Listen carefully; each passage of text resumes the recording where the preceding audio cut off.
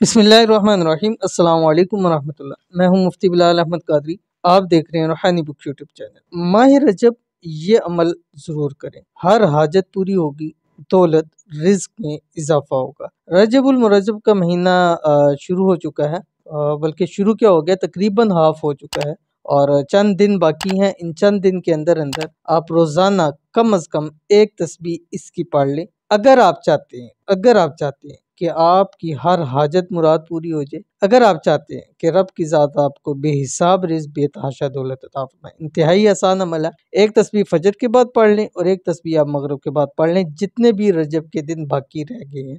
कौन सी तस्बीह अभी शेयर करने लगूँ, आपसे गुजारिश है वीडियो को लाइक कीजिएगा।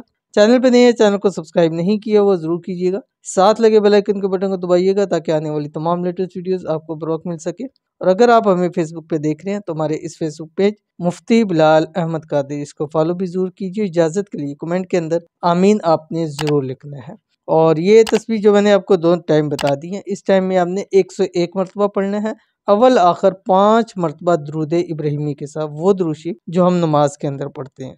और इसको अपने चाहे आपको रजब का एक दिन भी मिल जाए ना, तो आपने ये अमल लाजमी कर, एक वक्त भी मिल जाए आपने ये अमल हर हाल में करना है।